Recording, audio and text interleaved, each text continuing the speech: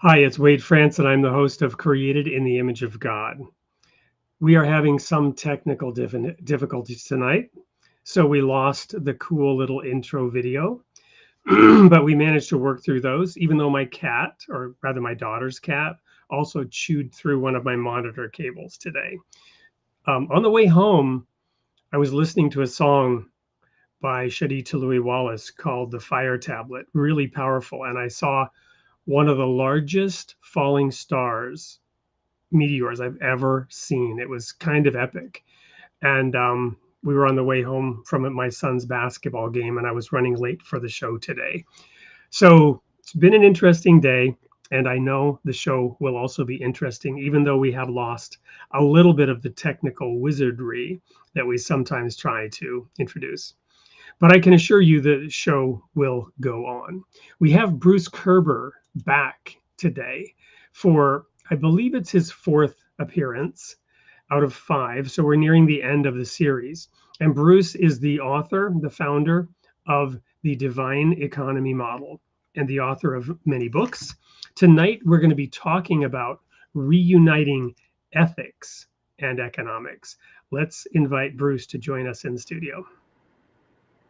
And it worked. Hello, Yeah, Bruce. I'm so very happy to be here with you, Wade, and with your audience. It's wonderful to have you. And how has your day been, given that I just shared? There wasn't the first of a series of technical difficulties I had today. No, my day's going a lot better than that. I'm a little tired because we just got back from vacation, but I'm doing pretty good. Thank you. Where were you on vacation? We went to Gulf Shores, Alabama. Yeah, Very nice. nice. Yeah, the waves were big because of the storm out there, so it was pretty to watch them. Yeah. How long were you down there? Just for a week. Okay. We've also got Makai in the studio, and not in the studio, but in the audience. Welcome. Thanks for checking in. And I think we may have a video, but we will try to get that one running as well for Makai. Anyway, so Bruce, reuniting ethics and economics. I'll just let you launch into it today because returning guests have followed your series going through the first three sessions. If you want to do any quick review, please do so as you get us to tonight's part of the series. Okay, well, I think first thing we should do is probably describe economics and ethics by defining them. So economics is the study of the means to attain the chosen ends. And then ethics is the study of the ends chosen. And so then what I wanted to tell you is that the divine economy. Let's unpack that a little bit because that is so powerfully put. Repeat what you just said, both sides of it, and then let's just stop and reflect on that for a moment. Okay. So economics is the study of the means to attain the ends chosen. And then ethics is the study of the chosen ends. What's interesting is that immediately brings to mind a standard moral lesson that we've all heard many times in our life, which is that the end does not justify the means. Mm-hmm. And yet your formulation of what economics and ethics seems to flip that, and that's an interesting juxtaposition in itself. The end does not justify the means. But you've almost inverted that. I won't say reversed it because it's not like you're saying, well, the means doesn't justify the end. But you've inverted it somehow, and it's really profound. Yeah. So unpack it a little bit for us. Well, they're separate. Means and ends are separate. So there's really not a cause and effect. I mean, a judgment about it. They're distinct. Yet they have to be studied differently. So the end doesn't justify the means is to explain that whatever you think you're accomplishing, you don't get to cheat, lie, steal, murder along the way. even if somehow you think your goal is noble. This is a lesson for today's virtue signalers on all sides of every ism today, right? People who proclaim the virtue of their cause, while their actions and their methods certainly don't conform to what others would expect from somebody with a so-called such noble cause, right? And that's why there's a correlation, I guess, made between the end and the means in that. But you're saying, well, they're absolutely distinct. You could you go out and do whatever you want differently, and it may or may not give you the result that you want, and you would have to study each side of that, and it's not really an equation. Yeah. I mean, ethics. When you're looking at ethics, you're looking at the chosen ends. So, and then you should be able to use logic and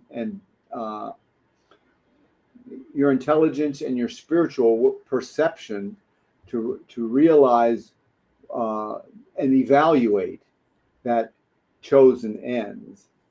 Whereas economics, it's the study of the means. So in other words, there's lots of ways to get to a certain end. A person chooses an end or whatever. There's lots of ways of getting there. And economics is looking at those different means of getting there and evaluating them.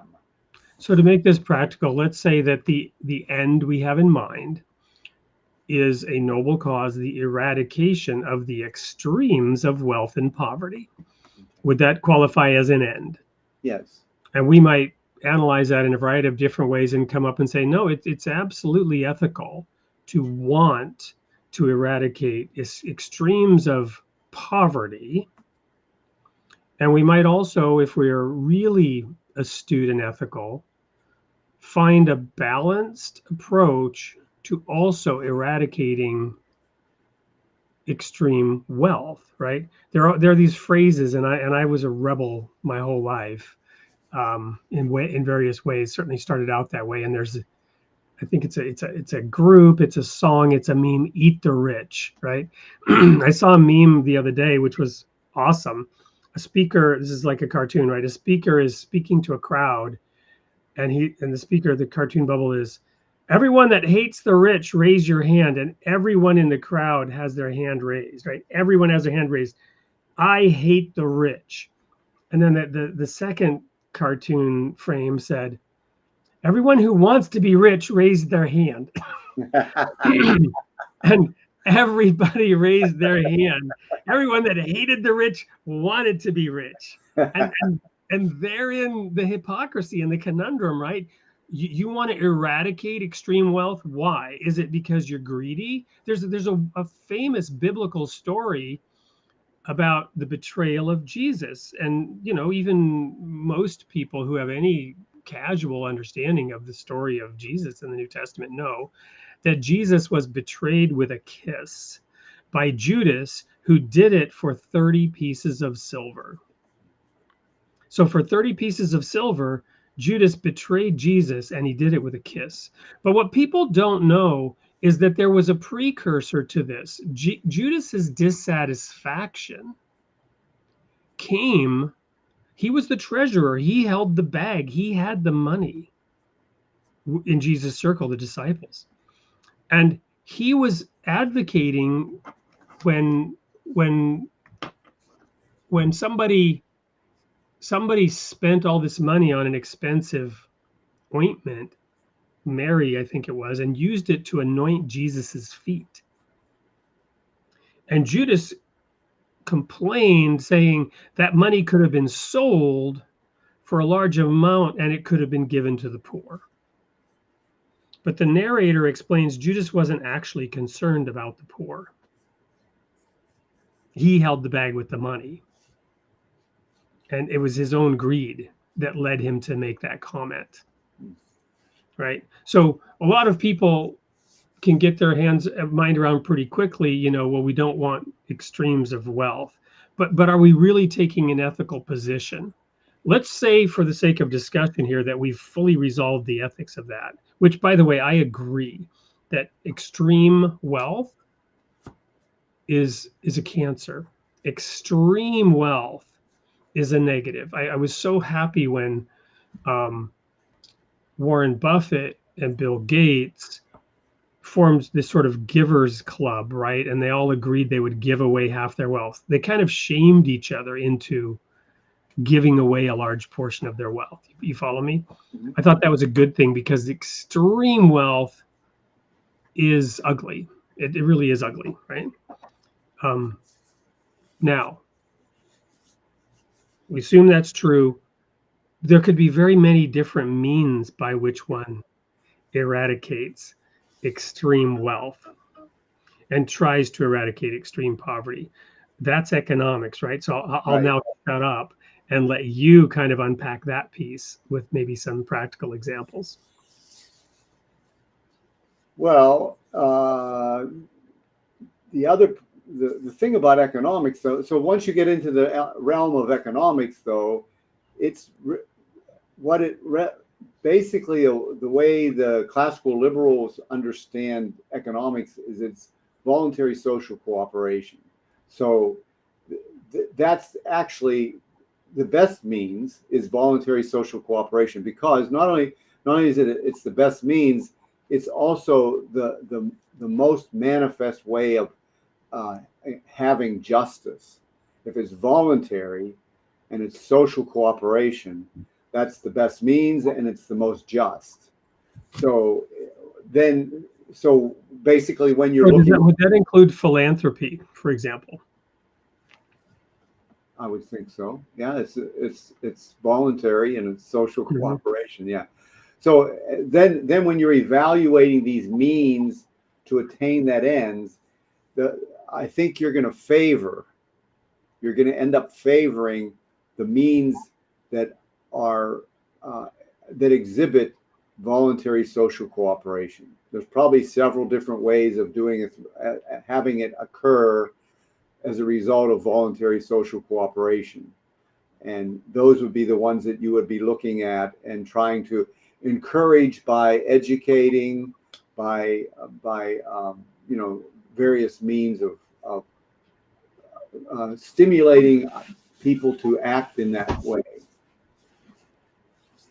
And there might be many modern, let's call them for the sake of this discussion, social justice warriors who might advocate a more aggressive, a more coercive approach to eradicating the extremes of wealth and poverty, and they would adopt different means that perhaps would stray from the voluntary Right.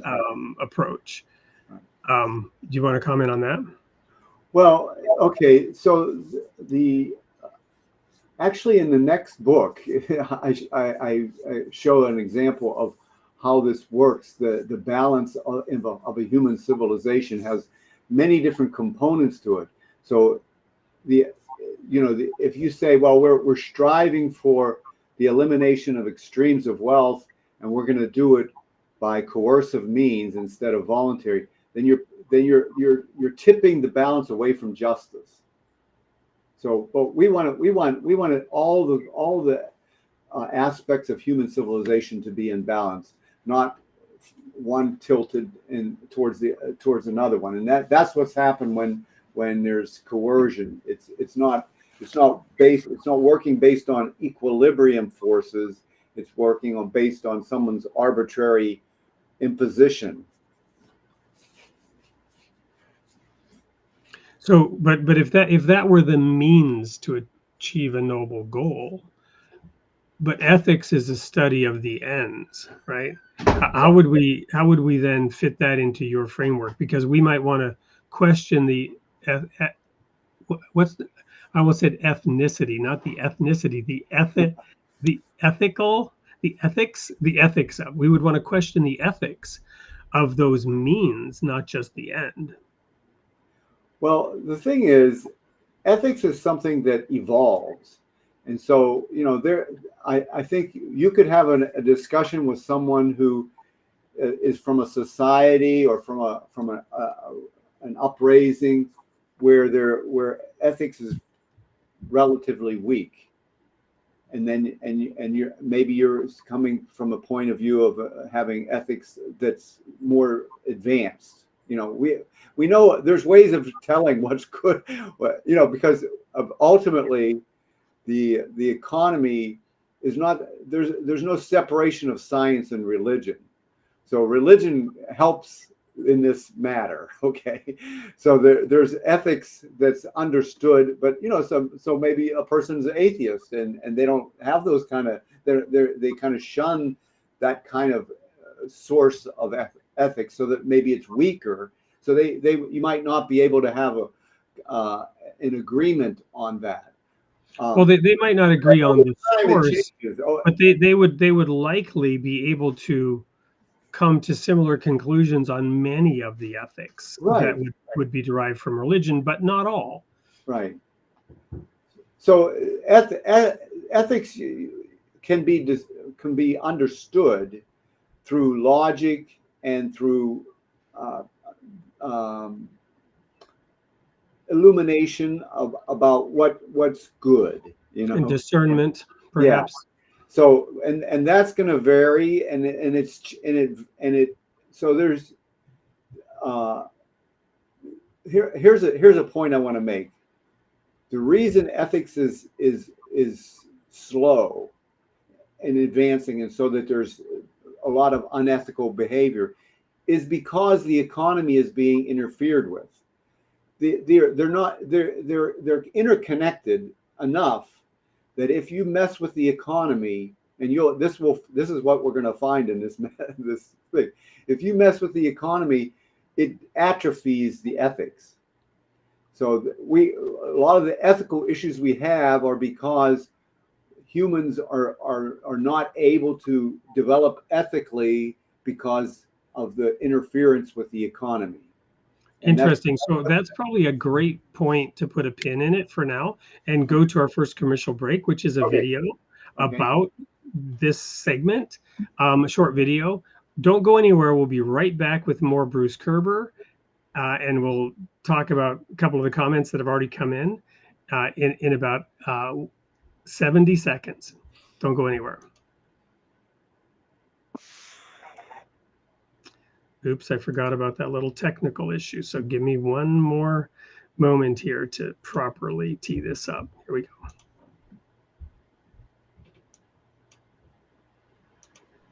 Can ethics and economics really be connected? Once united, these two sciences drifted apart. But now, a new approach brings them back together. In Ethical Economics for Today and Tomorrow, Bruce Koerber introduces 16 guiding ideas to show us how ethics can guide our choices and how economics can keep us grounded in reality.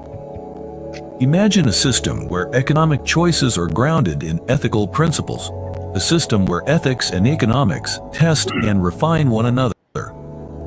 This book is a lens to understand history, evaluate civilizations, and challenge today's ideologies. Rediscover a world where values shape our economic choices, offering a powerful alternative to moral relativism. Ethical Economics for Today and Tomorrow by Bruce Koerber. Get your copy now and explore the unity of economics and ethics for a better future.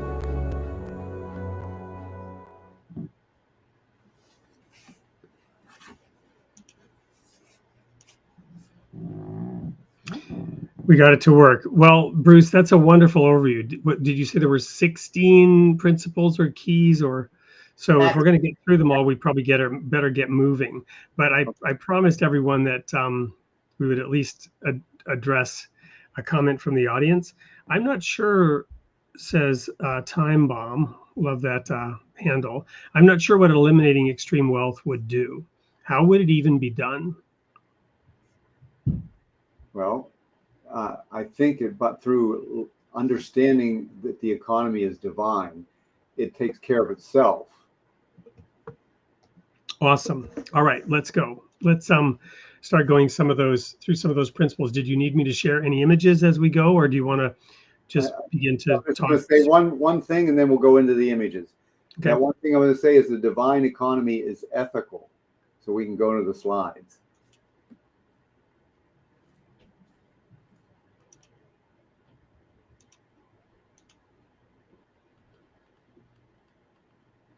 So I put together this image to give a quick vision of one way of seeing what ethical economics looks like. So side by side, we've got the rule of ideal wealth. So ideal wealth is like love, joy, justice.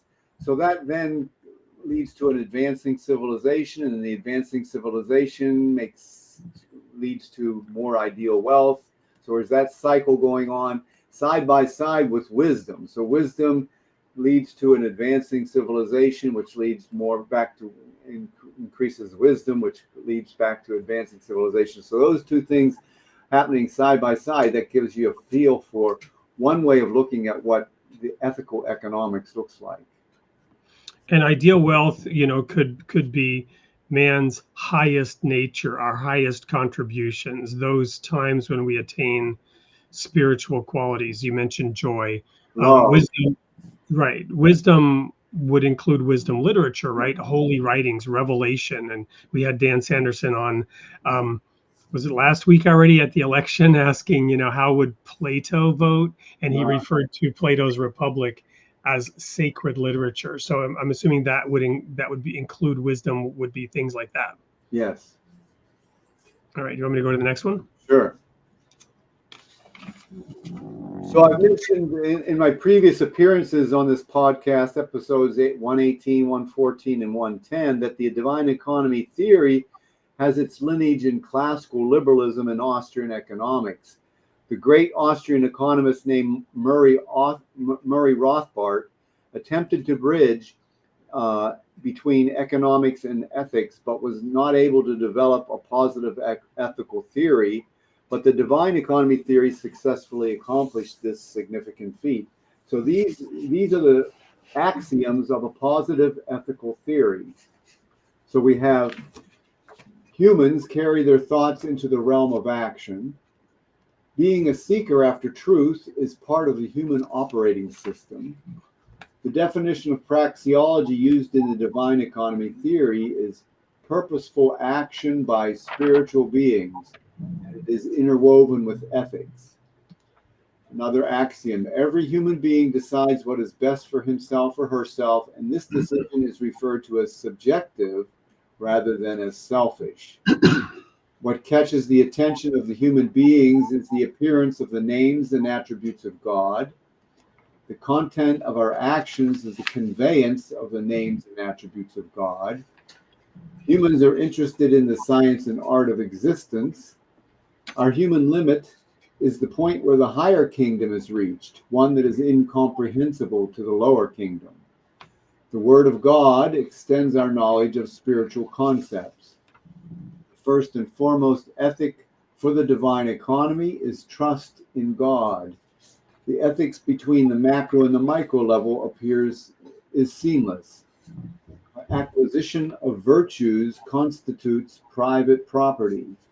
Human rights are property rights, and property rights are human rights.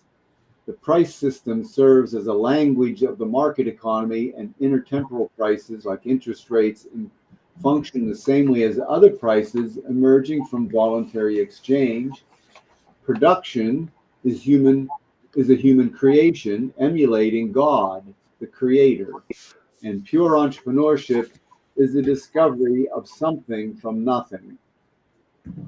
So that's the positive ethical theory that previously was not able to be formulated, but because of the way the divine economy theory unfolds, it became possible.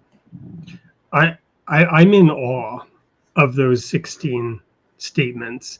And full disclosure for the audience, I guess I didn't do my homework. I wasn't prepared. I've not actually looked at these.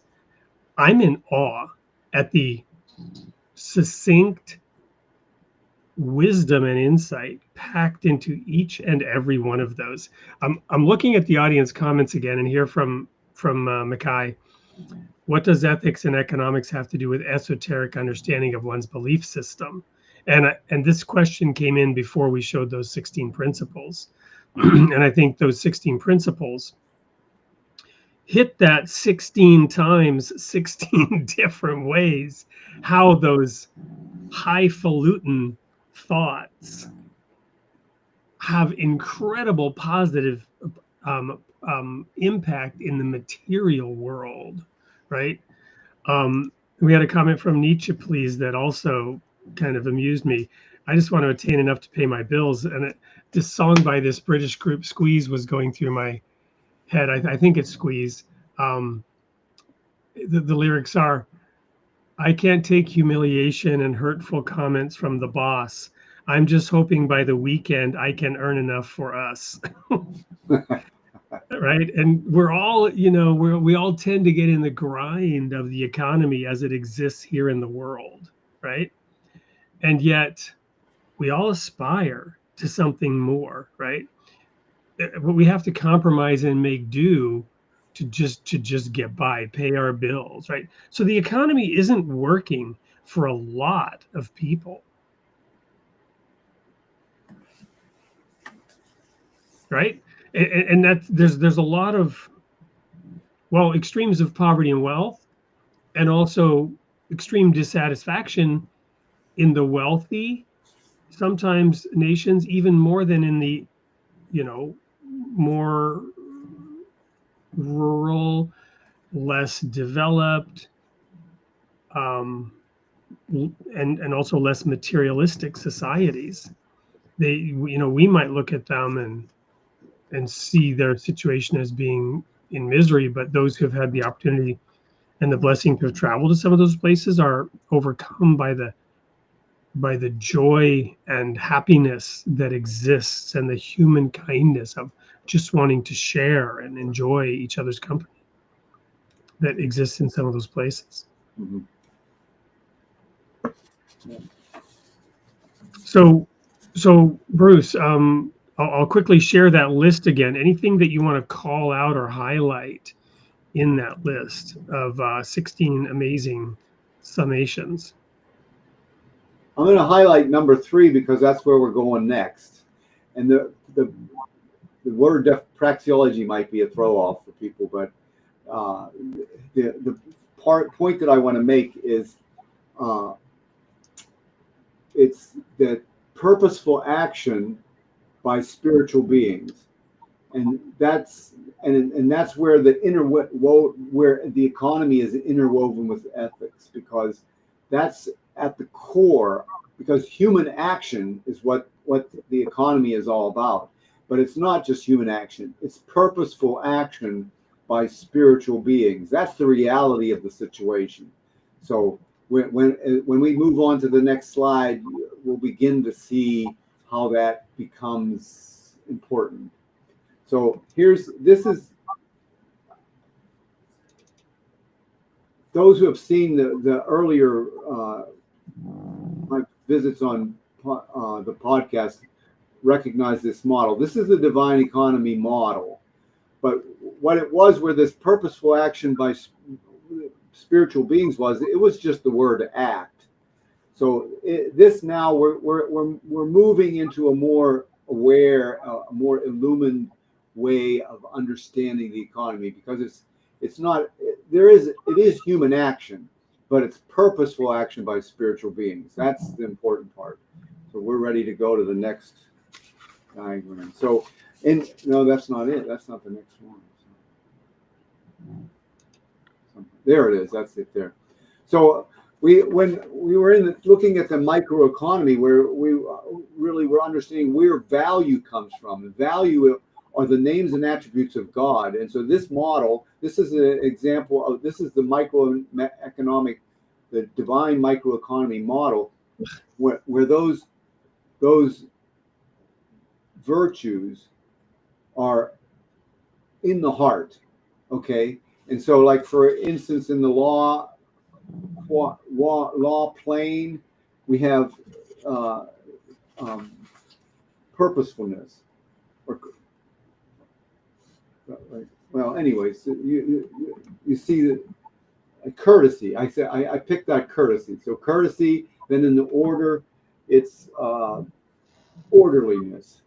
these are, and then on the human spirit plane, there's purposefulness, and then on the transformation plane, there's creativity, and then down on the justice plane, there's virtue called helpfulness, and then on the unity plane, there's a virtue called kindness. So, anyways, these are the virtues that are in the hearts of every human being. Okay, and they're being expressed, they're being sought after, they're being conveyed to.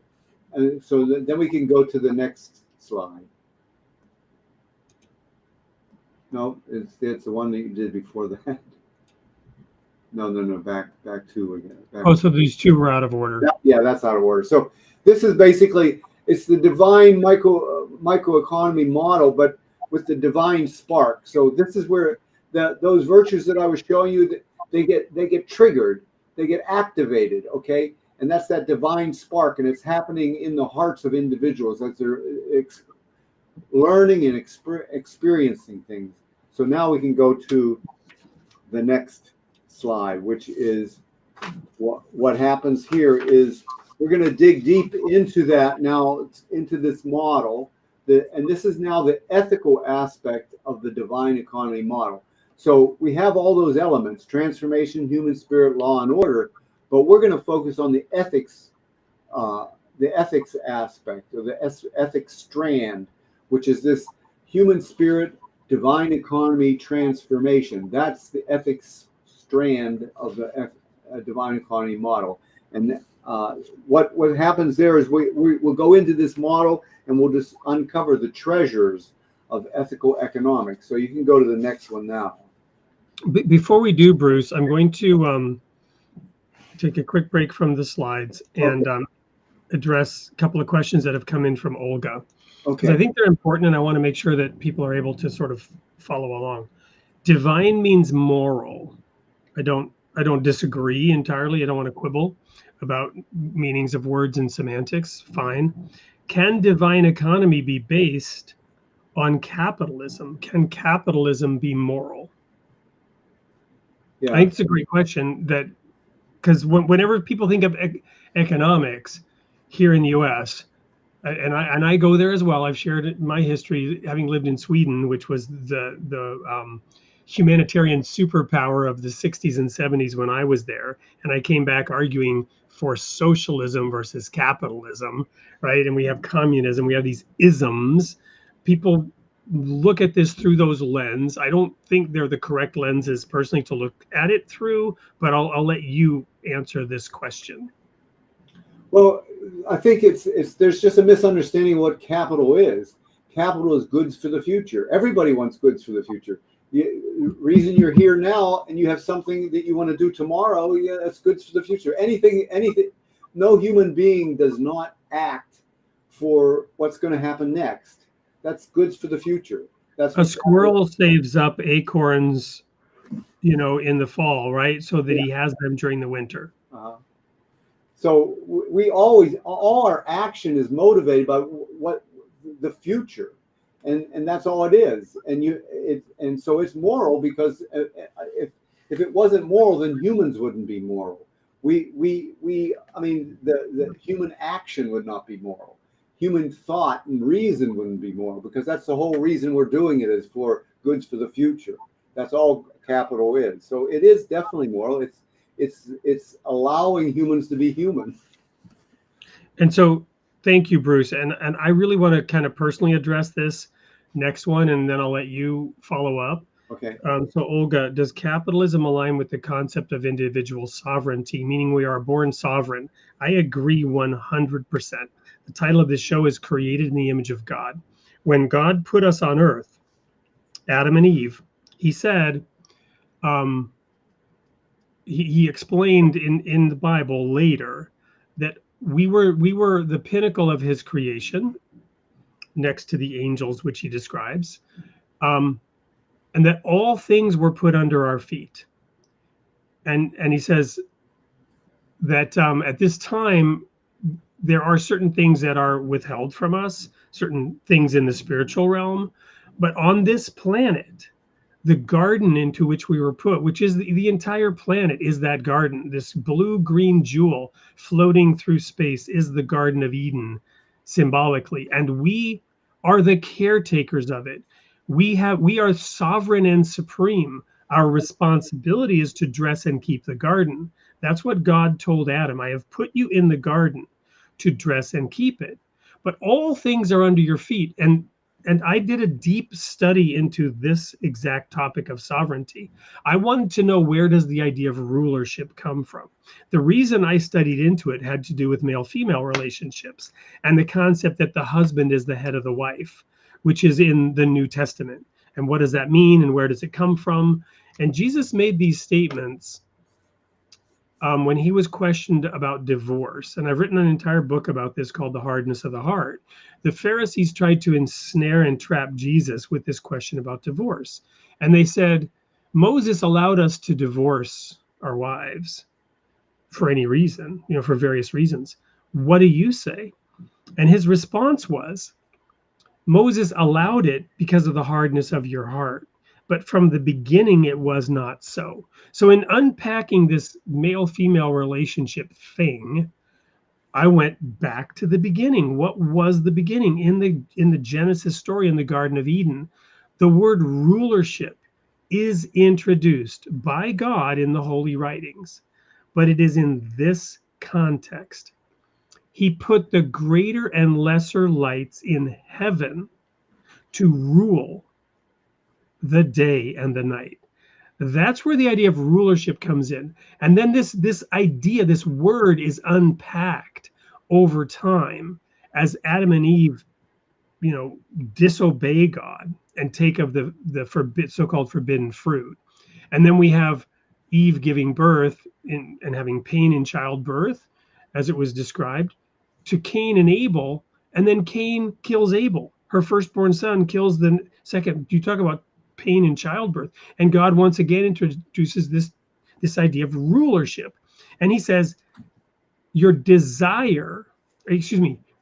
told Eve, your desire is to that fruit, and you took it because you desired it. It was desired to make you wise. And then he tells Cain, sin desires you, but you must rule over it. So this is a lot of complex concepts, but the point I'm making is this. When we submit to the rulership of the greater and lesser lights in heaven, we retain our sovereignty. When we submit to the light, we remain sovereign. When we stray from the light, when we turn away from the light, we become enslaved. We abdicate our sovereignty. And the result is we do end up enslaving each other. Whether it's men, women, whether it's employers and employees, whether it's haves and have-nots, whether it's a majority versus a minority, whether it's a stronger versus a weaker. And there are all kinds of ways in which this happens. It might be race, it might be gender, it might be culture, it might be size, it might be preference of this or that. It might be, you follow me, all kinds of every imaginable way that people have decided who is at the bottom of the pecking order and who is at the top, right? But we do this to each other when we stray from the light. We abdicate our sovereignty. We fail to retain our power, our independence, our sovereignty when we turn away from the light. And yes, involuntary work for another person is called slavery. And guess what? When you have no other opportunity but some menial job that you don't really want, is it voluntary? In a way, you could choose to not work. You could choose to die. You could choose to starve to death, right? But we create those circumstances And isn't that what you're getting at when you talk about the means and the economy and the study of the means? What ends up producing a better end? What ends up producing a better result? What delivers an economy that spreads and shares the benefits and opportunities more equitably, more ethically? I'll stop there because I've said a lot. But I just want to say, and I'm not criticizing this at all, it's a great question. But the way these questions are framed with these words of capitalism and slavery, there are layers of meaning packed into those words. Yeah. And there's often a politicized narrative around them or behind them. Mm-hmm. Mm-hmm. Mm-hmm.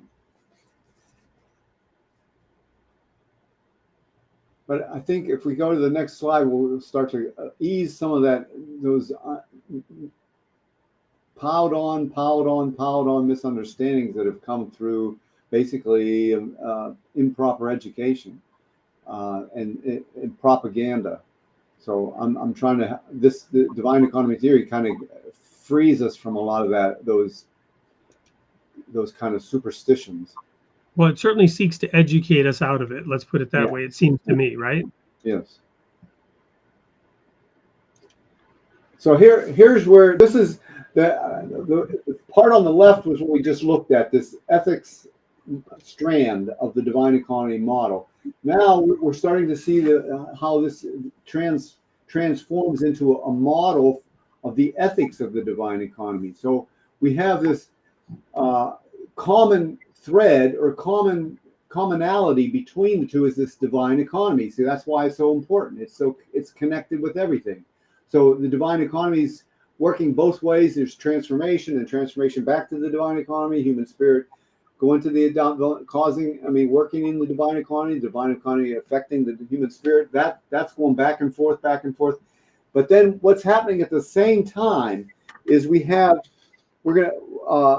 it's intimately connected to the ethical development of human civilization, because what happens is you have divine revelation, which also leads to a divine economy, which also leads then to a divine civilization. That's basically what its purpose is. Okay, and so that's a picture of the ethics of the divine economy. And we'll go to the next slide.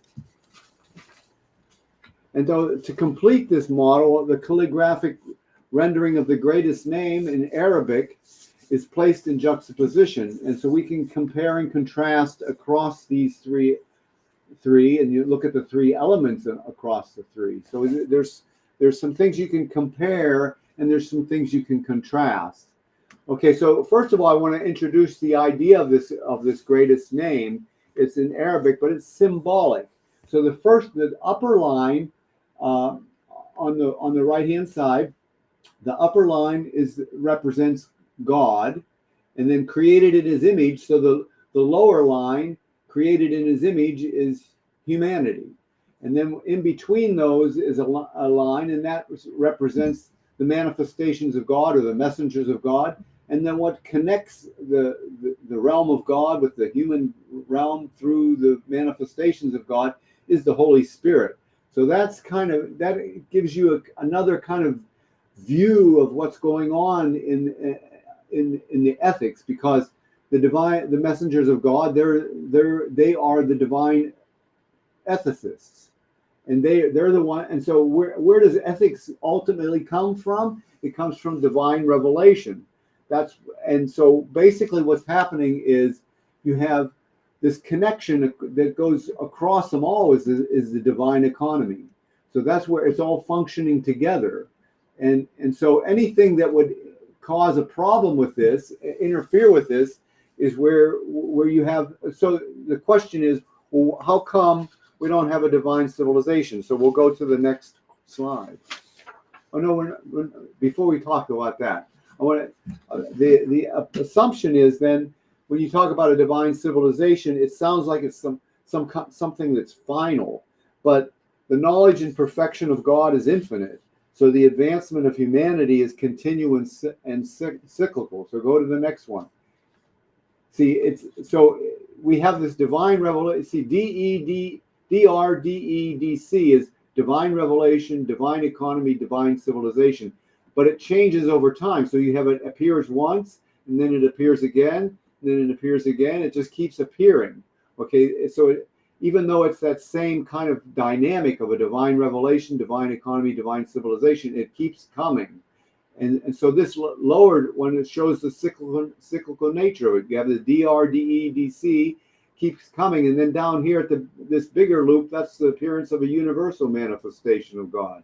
So basically, over time, you have this occurring over and over and over again, and that's where the ethics is coming to mankind.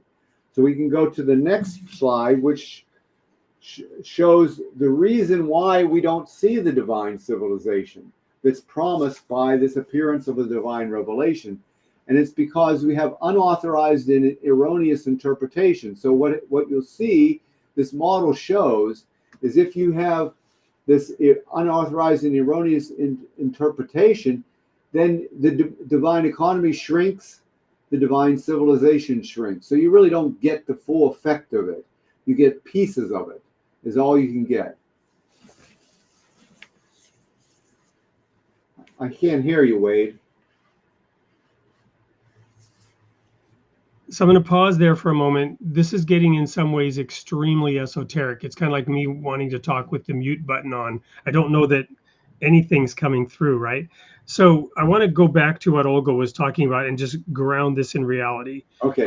Her comment is here, Bruce operates in academic terms. I'm speaking about the meaning of capitalism in our reality. I'm not interested in terms that much. I'm more interested in reality and how we can transform it. Okay, fair enough. I want to go back then to a comment that she made earlier. There, by the way, there's other conversations going here in channels, but okay. Sorry to anyone else who's having part in this conversation. Olga's got a thread here that I want to stick with. Okay. But according to the current model globally, the business owner gets most of the goods for the future. I don't see how it's fair or moral. So Bruce, I think we have to unpack the idea of capital, not capitalism, because that's an ism, but capital itself, right? So we can then talk about corruption and ideologies that seem utopian and turn dystopic, right? Communism supposedly providing a solution and ending up in the horror of Cambodia and, tens of millions of people starving in centralized planning snafus in China and Stalin's Russia, right? You want to talk about misery. That's not capitalism. You follow me? That's a failure of economic systems outside of capitalism, right? But let's talk about capital, right? Globally, currently, she says the business owner gets most of the goods for the future. Well, why? Because the business owner has the capital, materially speaking, the physical capital. So unpack this for us a little bit. Well, I think the point that needs to be understood is that consumers are sovereign. So what happens is the business owners, they won't have anything if they don't provide people what they want. So they have zero. No one's gonna. I mean, a business, just because a person owns a business doesn't mean that they're gonna have anything. I mean, they have to serve the consumer. The consumer is sovereign. Who gets the goods for the future? Well, what goods are we talking about? We're talking about every good that's out there, and a person, Olga herself, does she eat? Does she have a cell phone? Does she? I mean, these are goods for the things that she's wanted, and so she's the one looking for the goods for the future. And who's providing it? Sure, there's somebody providing it. A business is providing it, but they don't have anything if they don't provide it. I mean, it's as simple as that. Yeah. So you have something, some form of capital, and you now invest that capital in a business, right, which Olga referred to, the business owner. Because you have the capital, you now are the owner of a business, right? I might have a 401k. I might have worked in a job that I was a slave to somebody else, but it paid me really well, and I was able to save money through that job. And now I have a 401k, and I worked there for 30 years, and I can go into early retirement, and I'm still young and energetic, and I've got capital now because I worked for 30 years. And I can now invest that capital in a business. And if I'm really smart, the 30 years that I spent understanding some business problem, some consumer need, I can invest my capital in a business idea to further serve customers. I might actually, if I'm not under a non-compete agreement, I could steal customers from my former employer and give them a better mousetrap. And suddenly I'm selling more goods than my former employer because I saved up enough money and I learned enough to launch a successful business that is now bringing me in oodles of money, right? And what I'm hearing you say, Olga, I don't see how that's fair or moral. I don't see how it's unfair or immoral to refuse me the opportunity to do so would be unfair and immoral. I understand certain arguments around taxation. People have argued for lower taxes so that people are not disincented. And sometimes that might be exaggerated, right? So you might say, for example, well, if we tax people higher, they won't be motivated to work. And I've always felt that that was ridiculous because it's a sliding scale of gray. It's not black or white. You follow me? It's not black or white. And if I can use the freeway to drive my car down in order to be successful in my business, I have the use of that for free. It's called a freeway, right? Now, in some places they have toll roads, right? But anyone can use that road. But somebody paid to build that road, right? And so somehow we have to contribute to that. To give a really micro example, here in America, you could go to McDonald's and get your ketchup for free. You still can, but in Germany, you had to pay for your ketchup packet with your French fries at a McDonald's. That's quite a shock to some Americans who get quite angry when they have to pay for a ketchup packet at a McDonald's in Germany. But the margins are maybe slimmer. The taxation is higher. They can't afford to be generous in Germany with the ketchup packets. I don't know if I'm making sense in all this, throwing out all these different examples, but trying to help Olga see how it's not unfair or immoral to let people deploy capital to invest it in creating more capital through businesses which meet the needs of consumers. Well, I think the thing that Olga is talking about also is that there is corporatism, there is crony capitalism. And where that comes from is interventionism, where special privileges are given because there's somebody interjecting into the economy to create those circumstances. And that's what, when we get to the next slide, you'll see the ethics model actually shows where that is and how that happens.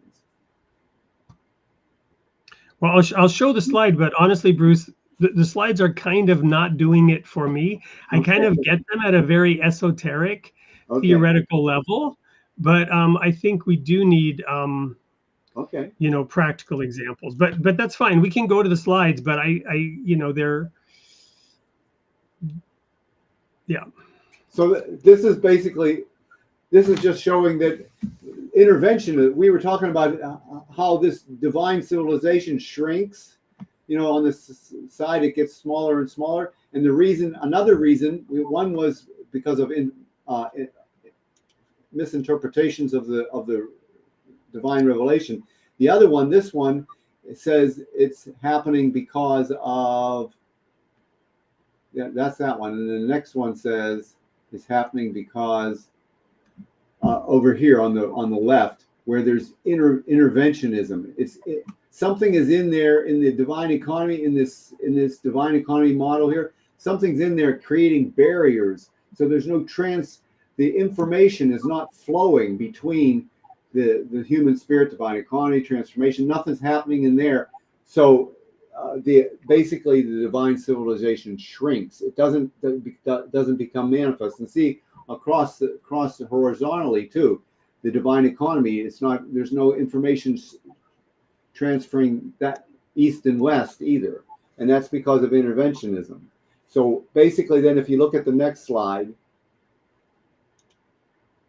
so what's happening with corporatism and all these other interventionism, the hindrance of the state. So notice the layers of intervention between law and divine economy, between transformation, divine economy, between order and divine economy, between human spirit. There's all these layers and layers and layers of intervention. So intervention is ideas are put in place to try to solve the problems that were created by earlier intervention. You just get it piled on, piled on, piled on. And that's why you don't have a divine economy. So yeah, to use a children's rhyme to illustrate this, you all may have heard of, I know an old lady who swallowed a fly. You know that story? I don't know why she swallowed the fly. Perhaps she'll die. I know an old lady who swallowed a spider that wriggled and tickled inside her. She swallowed the spider to catch the fly. I don't know why she swallowed the fly. Perhaps she'll die. I know an old lady who swallowed a bird. How absurd to swallow a bird. She swallowed a bird to catch the spider that wriggled and tickled inside her. She swallowed the spider to catch the fly. I don't know why she swallowed the fly. Perhaps she'll die. I know an old lady who swallowed a cat. Imagine that. So it goes on. You follow me? That's what you're describing here. Layers and layers of solving and intervention and people meddling, right? To use a different example, I have had success in the corporate world. Today, I continue to earn a lot of money negotiating complex technology contracts for a major company. And when I do this work, people in my role are often looked at very negatively. They're the bad cop. They're the person who has to really squeeze all the profit out of the deal. And the way I describe it is, I say, look, my role is to create a better relationship between you, supplier, and me, my company. My fantasy, I tell these suppliers, is if I do my job really well, I will remove friction in our relationship so that the flow of value between our two companies is facilitated without a lot of nonsense. By knowing what my side would normally do, you know, in the legal negotiation, putting all the risk on your side. And if we achieve the goals of the legal department and the finance department and the business, because I was gonna say, well, what do you want me to negotiate here? And so, well, I'd like it for free. Well, that's good. And when do you need it? Well, I'd like it yesterday, right? Like, well, thanks for setting me up for success, right? But anyway, I'll try to go get the best I can. But if all the risk and all the cost is put on the supplier, we will misbehave. We will not do our part. A complex technology implementation will be like a brain surgery where the doctor has blood all over his white vest and the patient is dead in the table and he's looking up in the operating room of all the people assembled looking, and he's holding up a bloody piece of paper and saying, it's okay, we're covered.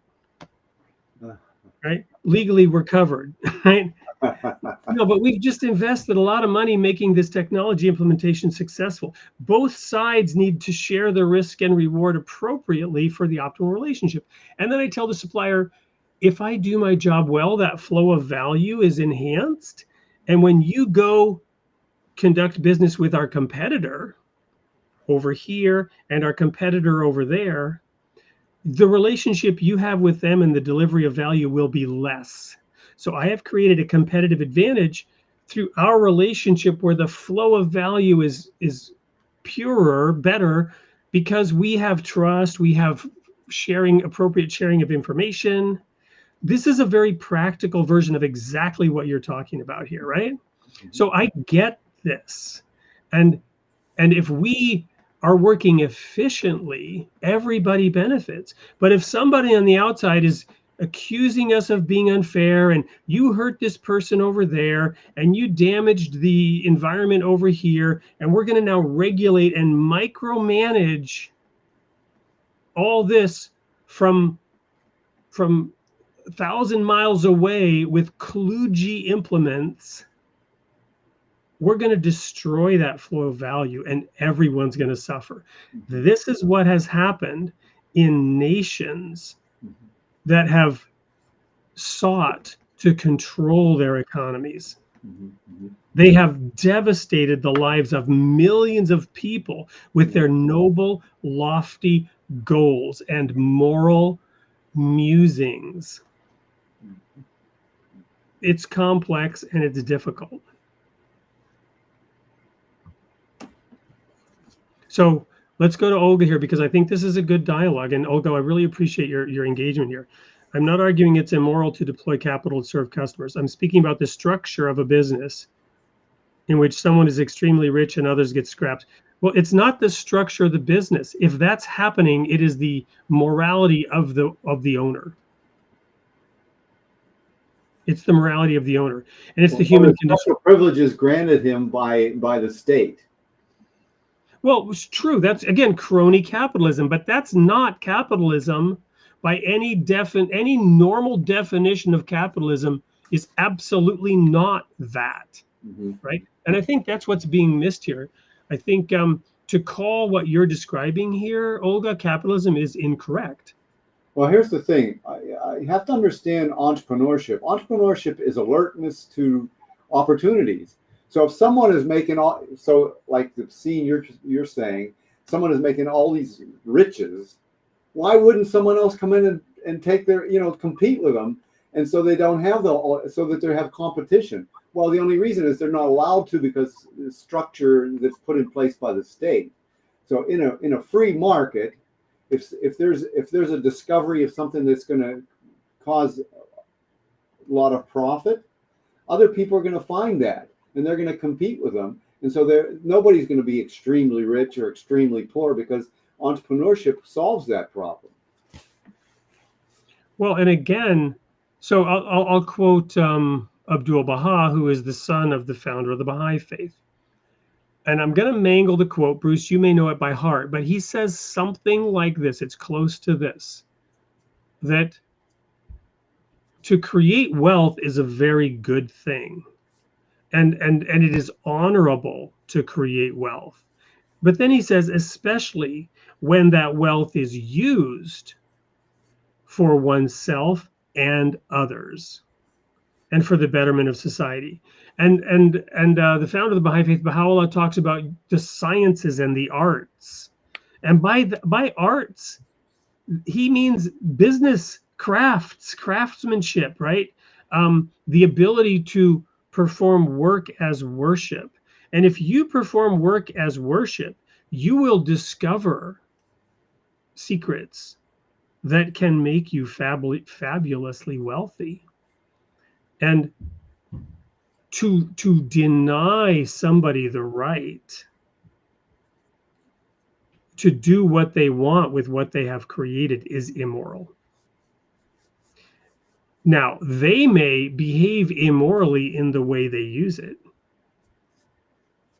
right? And that's where we get into laws that are needed.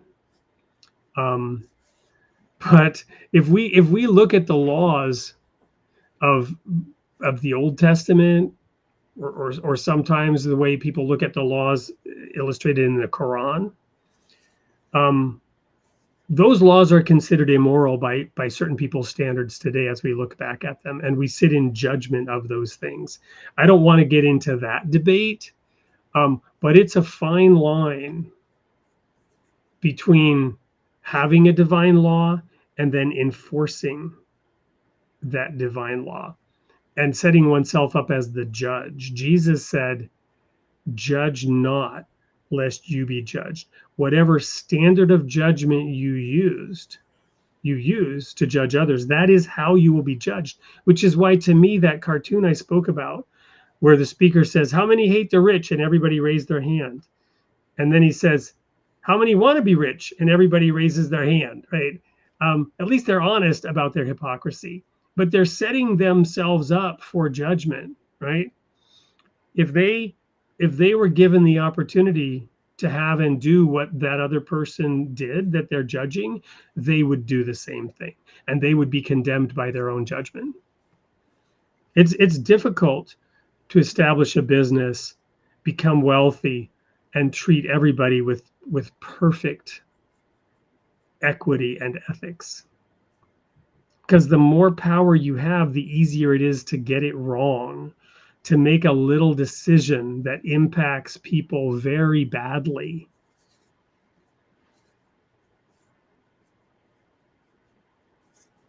So again, we're talking in terms of material wealth, but the reality, and then I have to confess that humanity isn't very far advanced ethically to understand this, but we are evolving, and that's what the purpose of getting rid of the interference, so that we can have an environment where we ethically develop faster or more adequately. But anyways, the real wealth, the ideal wealth, is the attainment of virtues. You know, that's where the wealth comes from. Everybody knows the idea that, you know, how much money you have doesn't mean you're wealthy.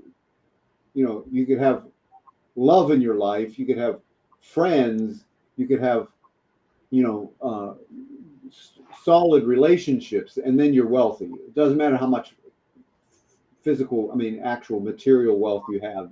Those are not the same thing. We know what real wealth is if you really think about it, and so that's what the where we're headed with this, with ethical economics, is understanding where what true wealth is, what ideal wealth is, and acquiring that, and creating a situation where that is what people aspire towards. Amen. We're gonna go to a quick commercial break, because speaking of capital responsibility, ethics, we have sponsors and we've got to do right by them. So we're going to go to a quick commercial break. This is a very important video for a series that's being conducted. I think it's by the Clearwater Baha'is in conjunction with Desert Rose Baha'i Institute, and it's Peter Terry and Eileen Maddox, covering a series on the Pentateuch, the Torah, the 5 books of Moses, the foundational basis of Western civilization. It's an important series, and we want to make sure we go ahead and announce that. Don't go anywhere. We will be right back after this commercial message from our sponsor.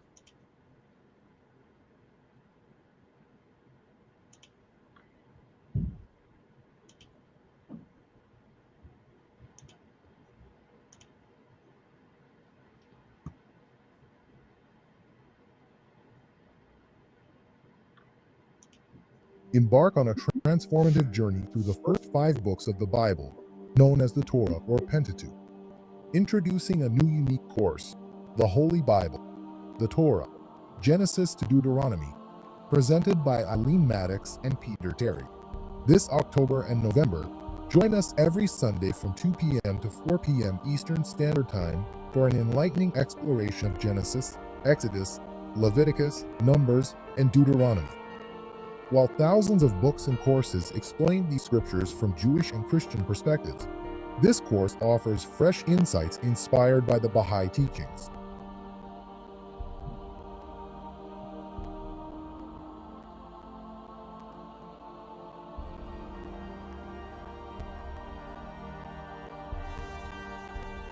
In these sessions, Eileen and Peter will delve into the profound connections between the Torah and the Baha'i faith, revealing how the sacred biblical texts foresaw the advent of the Bab, Baha'u'llah, and the Baha'i faith, and how they continue to inspire and guide us today. Together, they will uncover the timeless wisdom and enduring relevance of these ancient scriptures. Eileen Maddox, author of 1844, Convergence in Prophecy, and the Coming of the Glory trilogy, and Peter Terry, scholar, prolific author, and former instructor at Wilmette Institute, bring their extensive knowledge and remarkable perspectives to this course. As frequent contributors to the Baha'is of Clear Waters Exploration series, Eileen and Peter are committed to sharing these exclusive insights with a broader audience. And, as a special offer, all course participants will receive exclusive discounts on Eileen's books through her publisher. Looking ahead, Eileen and Peter will continue their exploration of the Holy Bible in person at the Desert Rose Baha'i Institute in Eloy, Arizona, in February and March 2025. Join us this fall for the Holy Bible, the Torah, Genesis to Deuteronomy, and discover the profound wisdom of the Scriptures through a new lens. Sign up now and embark on this spiritual journey with us. We look forward to sharing this journey with you.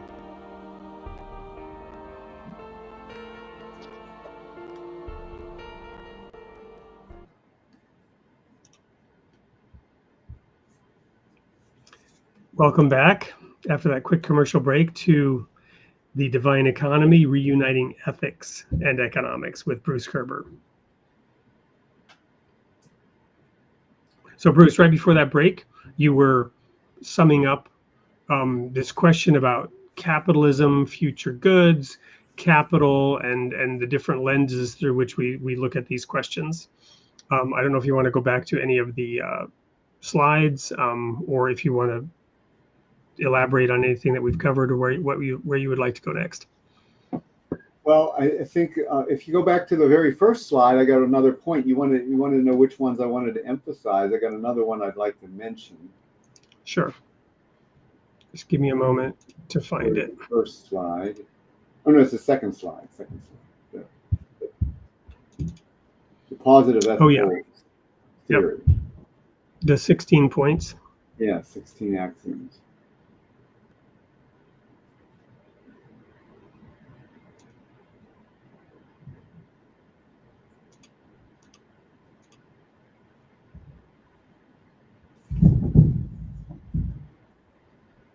So we'll look at, which one is it now? Okay, number 10. The first and foremost ethic for the divine economy is trust in God.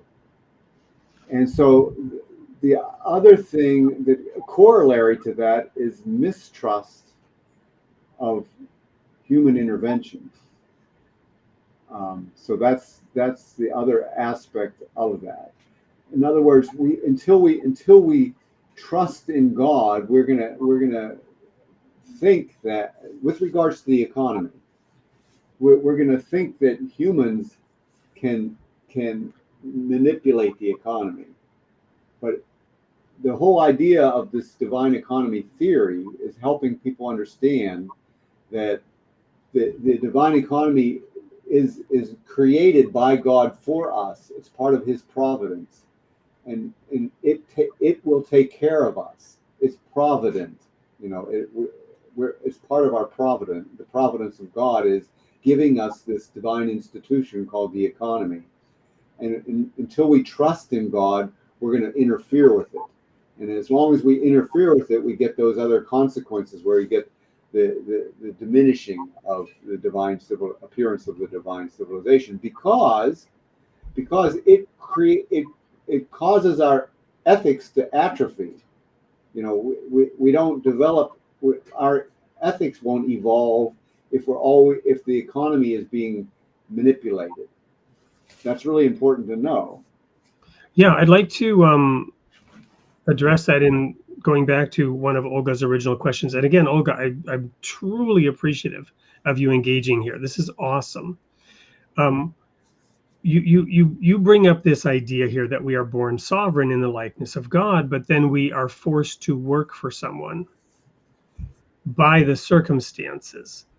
Well, that's the thing, right? And that's why I went into this lengthy monologue about Genesis and the greater and lesser lights in heaven to rule the day and the night, and how we must submit to the light. We must respond to the light, like a tree extending its branches up to the light.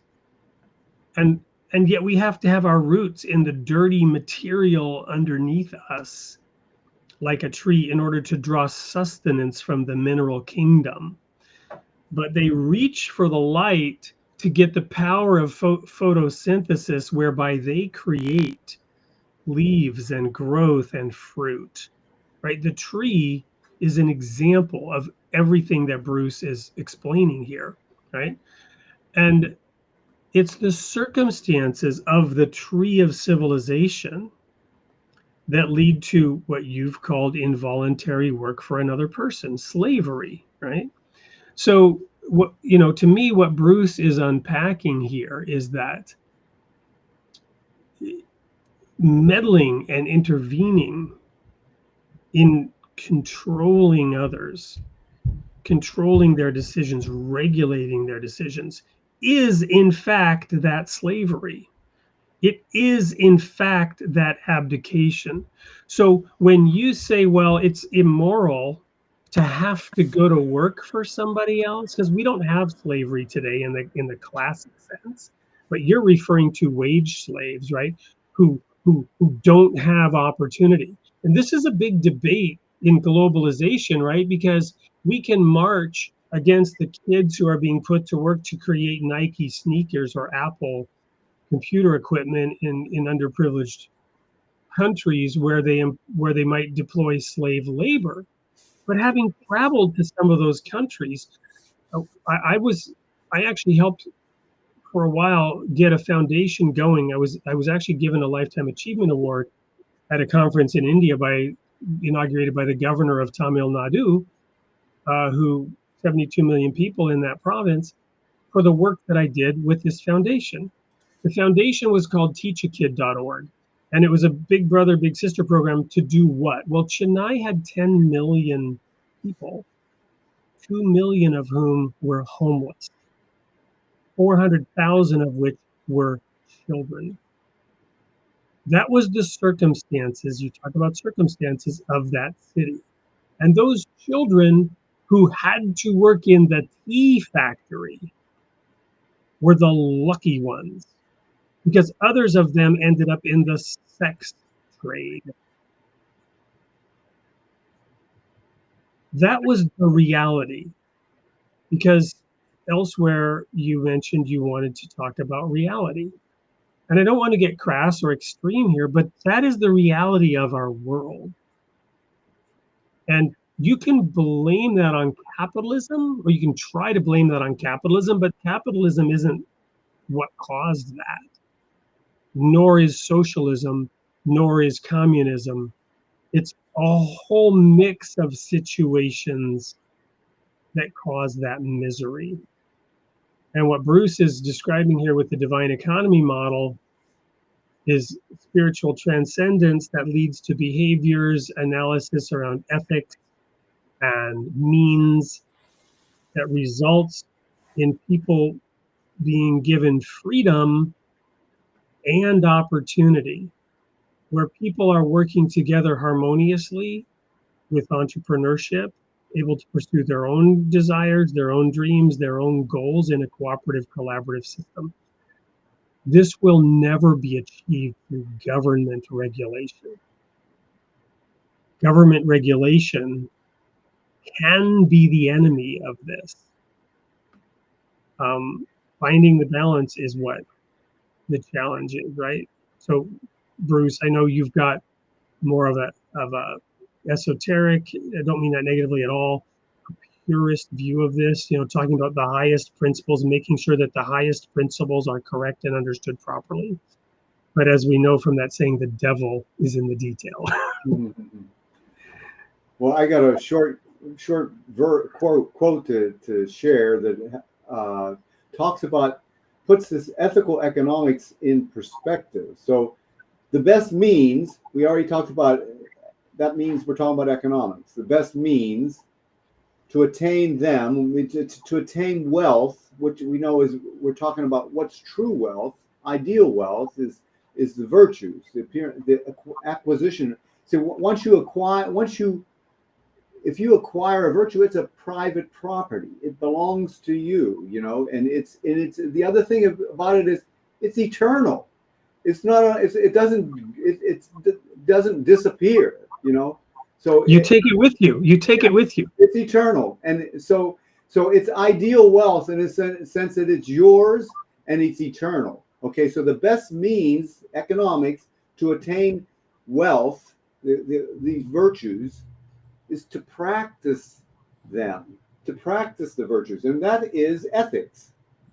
So the best means to attain virtues or wealth is to practice the virtues. So you got this mix of ethics, wealth, and economics, wealth, and ethics all in one statement. The best means to attain wealth is to practice virtues. Okay.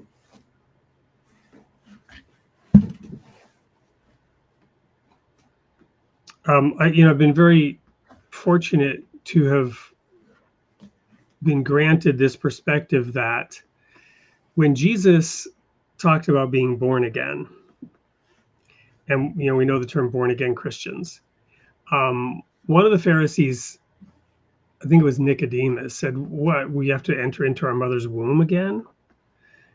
And Jesus said, I tell you for a fact, unless you are born of the Spirit, you will not see the kingdom of God. That which is born of flesh is flesh, and that which is born of the Spirit is spirit. I've always taken that to mean that you are not actually born again. You are begotten of God, which in this context means you are conceived. You are impregnated with the Holy Spirit.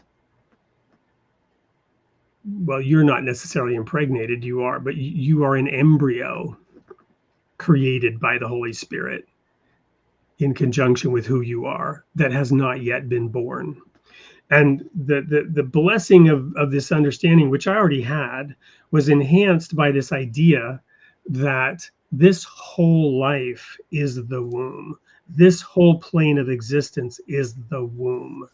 And just like a baby develops arms, legs, nose, eyes, ears, lungs, a mind, all these capacities in the womb, but has no real concept of how they will be used, because the baby is, in this fetal position, in this pretty dark place, and all you can hear is the thump, thump, thump, thump, thump, thump. And some parents who may play classical music because it supposedly helps the baby, or read stories to it like we did for our daughter, reading Dr. Seuss's "Oh, the Places You'll Go" and Baha'i prayers to the tummy of the mom so that the baby could hear the voice of the father. We do those things, which is awesome. But the baby has really no concept of what all this is for. Mm-hmm. And that's what you're describing, these virtues, these qualities that we are invited to develop in this life. We don't know exactly how they will be used when we are born again, but we believe that they will be our arms and our legs and our lungs, the love, the joy, the peace, the long suffering, the patience, the perseverance, the soft and hard virtues that we have learned will be used in some stupendous, miraculous way in the next plane of existence. We don't understand how they will propel us forward, allow us to develop, conceive, relate. We have an inkling, but it's so amazing. And I think of this story of Abdu'l-Baha, where this woman was sharing with Abdu'l-Baha all the trials and troubles and that she had gone through, and the semi-horrible situations she had been through. And Abdu'l-Baha smiled and looked at her and said, "God must love you very much to have given you all those trials." That's how the master looked at it. He didn't look at slavery the way we do on our moral high horse. This is why Jesus regulated slavery. He didn't abolish it.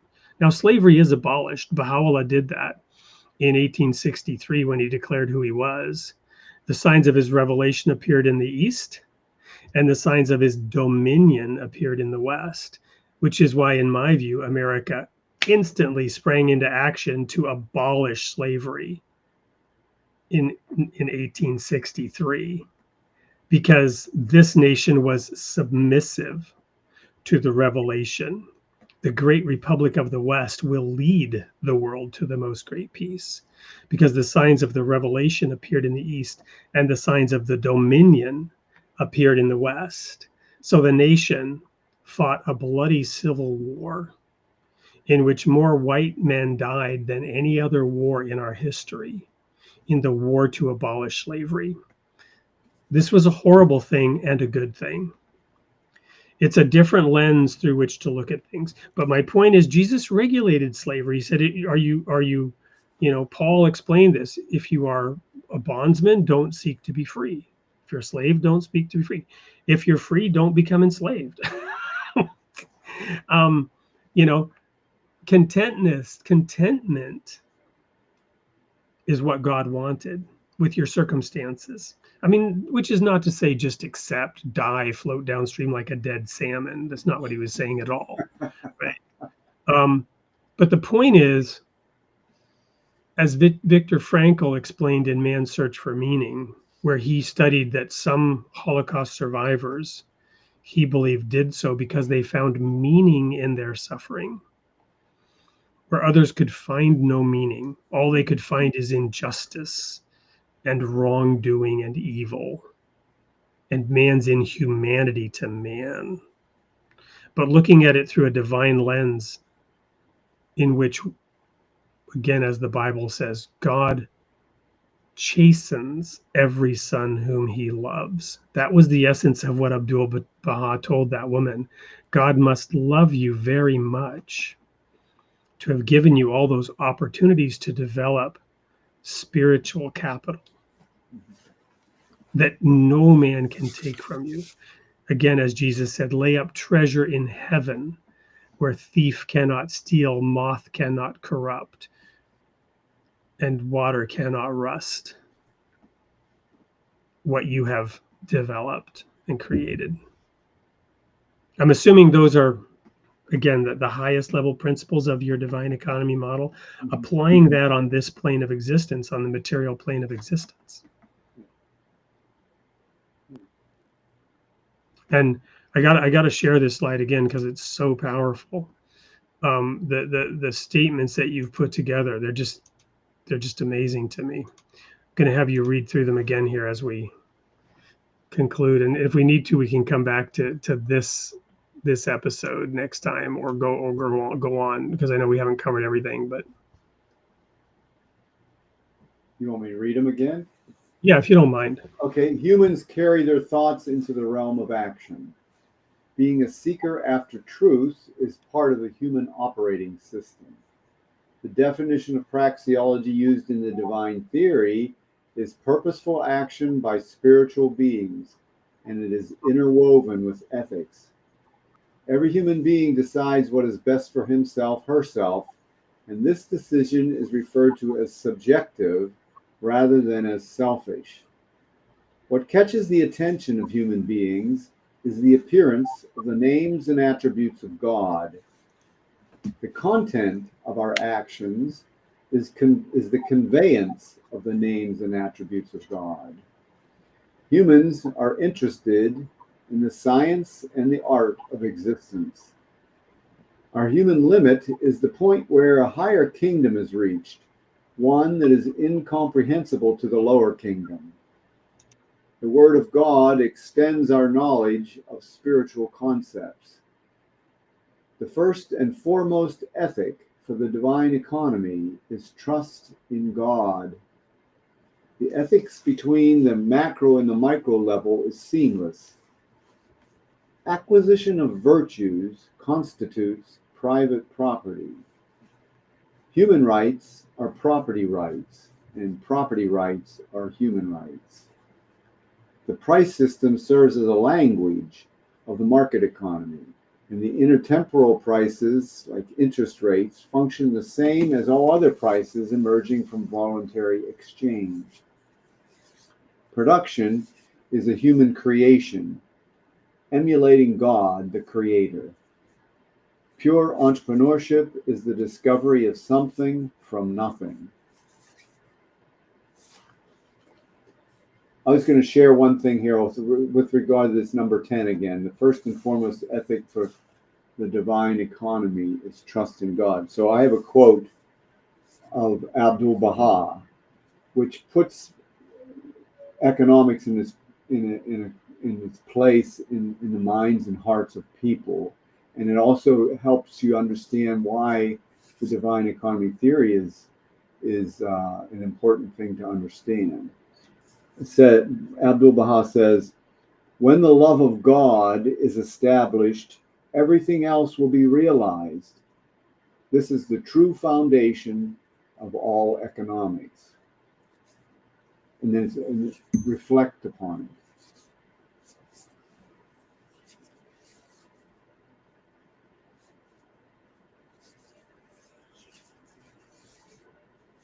Can't hear you. And that is consistent with all the religions that I'm familiar with. The fear of God is the beginning of wisdom. Love God with all your heart, all your mind, and all your soul, and love your neighbor as yourself.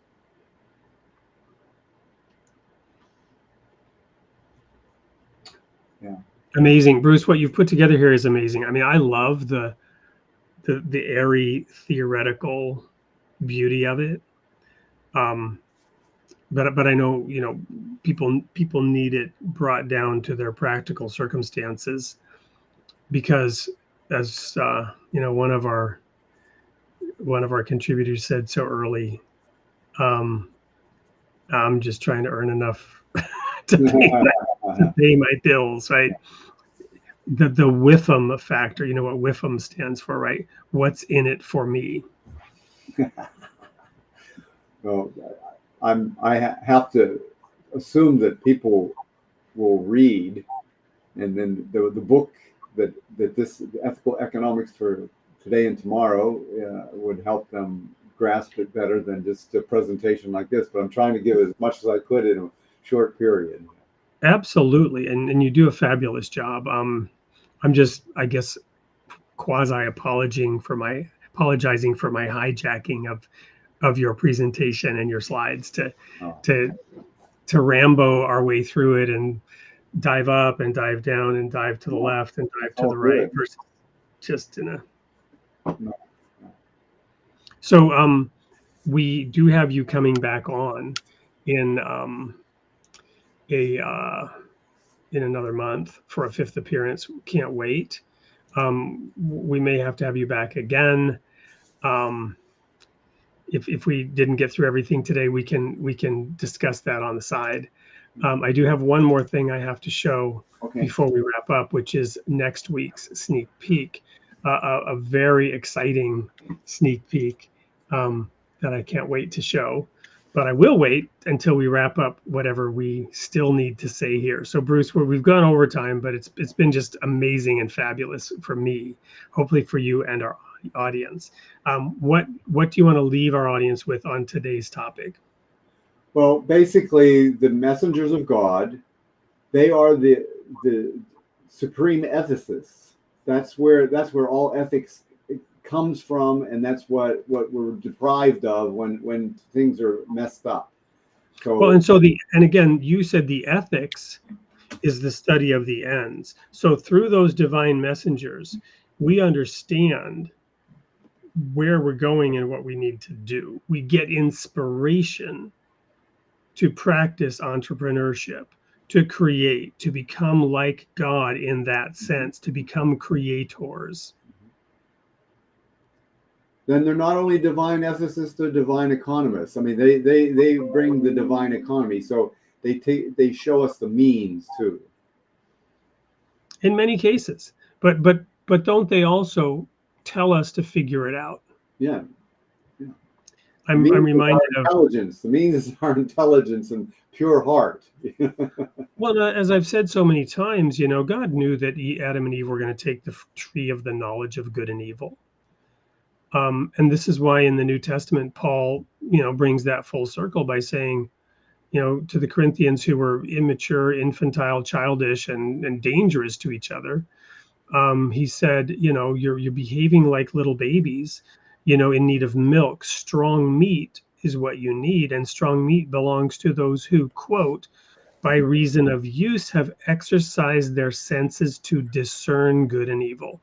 If there's not a description of what the tree of the knowledge of good and evil was, I don't know what is. So he's now saying, look, that's a good thing. You're now at the stage where you should be eating of that tree that you were previously told not to eat of, because now you should be attaining a level of maturity that you were not ready. You know, God told you don't do it. You'd be better off just following my instructions like little babies and little children. Take my hand across the street, go here, don't do that, color inside the lines, don't eat that off the ground, you know, don't put that thing in your nose, you know, whatever it is that the kids are doing, right?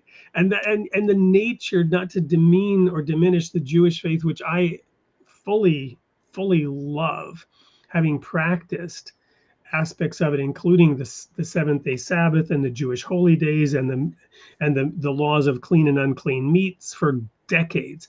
The utmost respect, but I also see it as instructions for a 2-year-old, right? Do this, don't do that, don't touch this, don't touch that, clean yourself this way. It's very, very into minutia, and by practicing it and doing so, the Jews were able to elevate themselves and establish this. We call our civilization the Judeo-Christian civilization for a reason, right? And yet then there comes maturity where, you know, your teenager is suddenly off driving herself and you don't even know where she is. Thankfully, you have Life 360 on your phone and you can look up and also see how fast she's driving.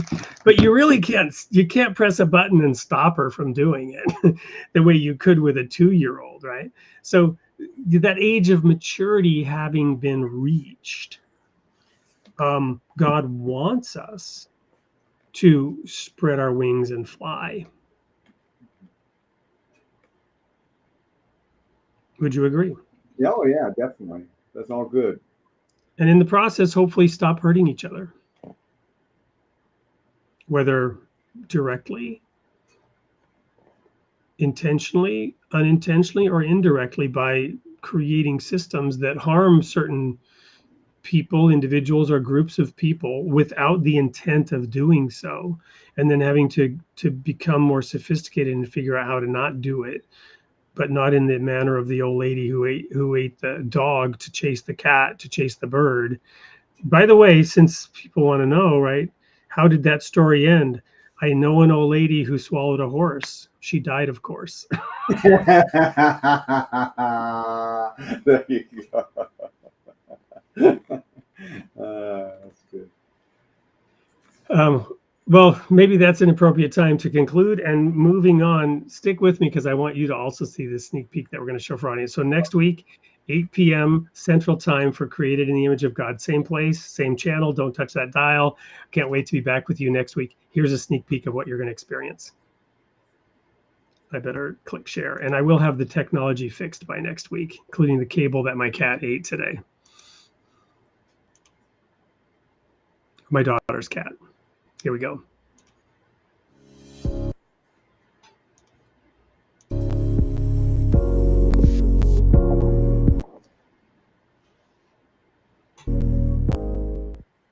Hello, everyone. This is your host, Wade Franson, and I'm here with an incredibly exciting sneak peek with a very special guest and a special co-host whom you'll meet in a moment, who has never appeared on the show before, and I'm very excited to introduce her.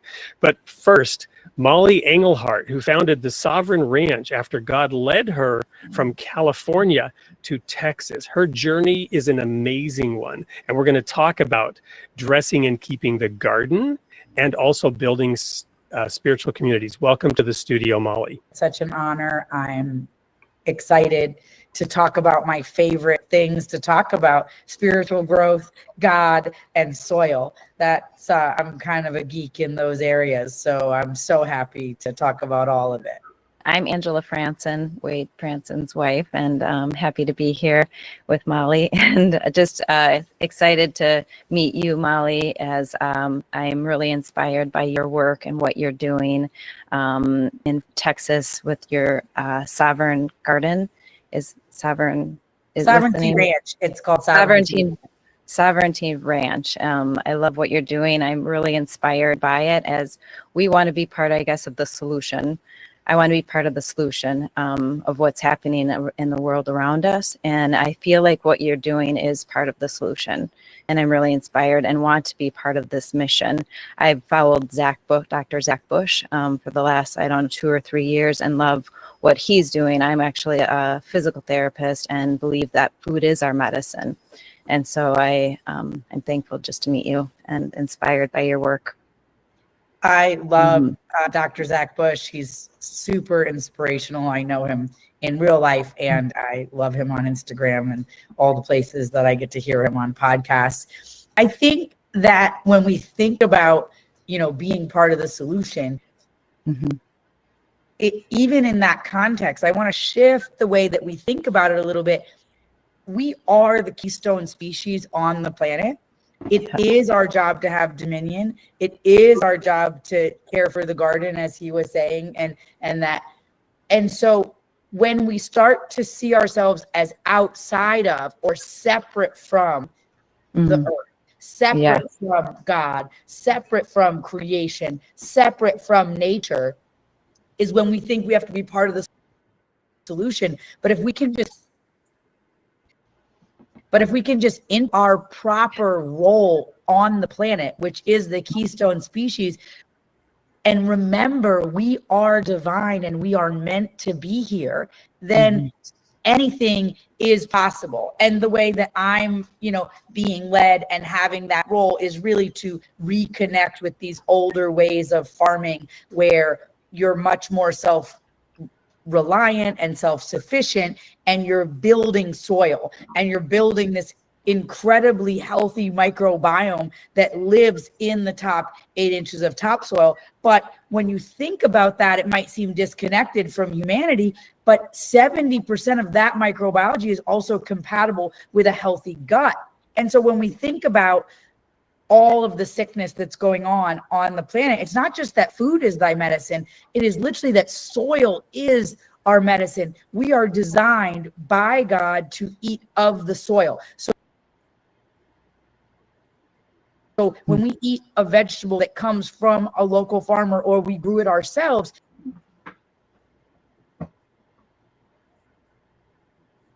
it has all this microbiology. And if we think back to our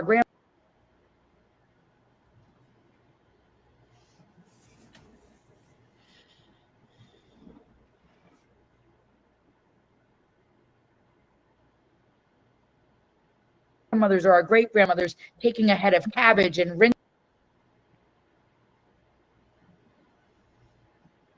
it and turning it into sauerkraut, that microbiology was then replenishing the microbiology in ourselves. But right now we eat of a sterile system and we are becoming sterile.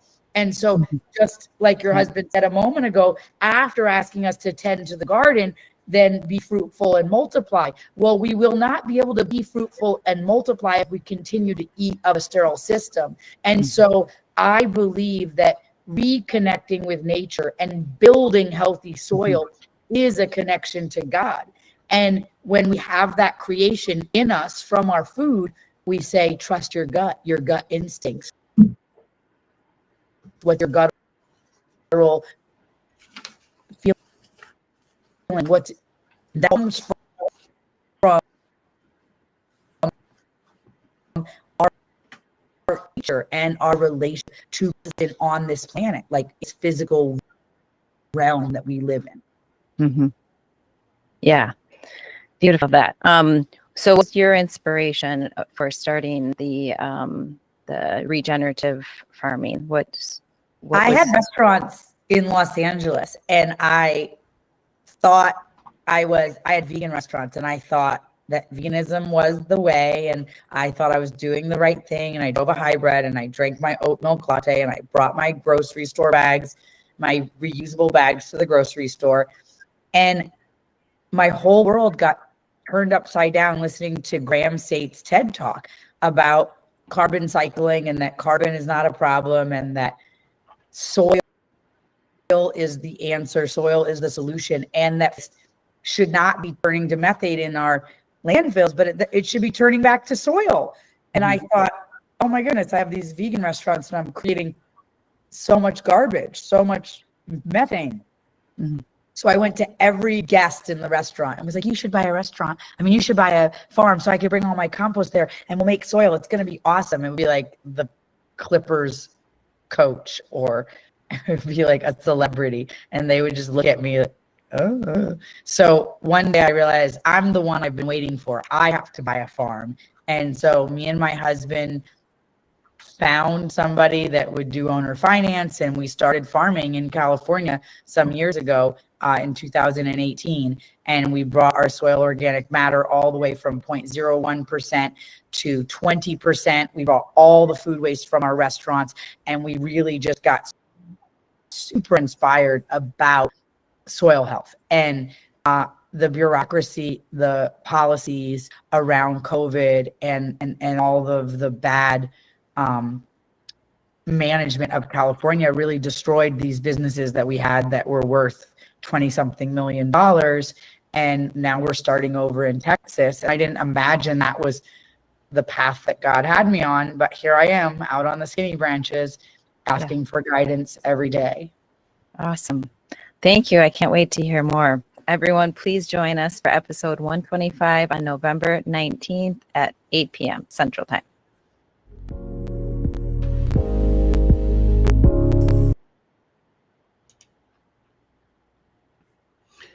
Well, you can see why I was so excited and proud to share that sneak peek. And Bruce, I see how it just fits hand in glove with everything you were saying. That's true. Both the proof of the negative, i.e. her experience with successful businesses being destroyed by government intervention and regulation, probably well-meaning government intervention and regulation, right? I put well-meaning in quotes, right? You might also say politically and ideologically motivated. But anyway, also the positive side of her experientially figuring out what's needed and tying it all into the Word of God. Definitely. So Bruce, thank you for joining us on this journey. We look forward to having you back again in a month. Okay. Any final words to our audience? Well, the next book is about law and divine law and moral law and where it comes from and how important, and how it works in the economy. Wonderful. Can't wait. To the audience, thank you for your support and loyalty. Looking forward to seeing you again right here next week. Until then, may God be with you.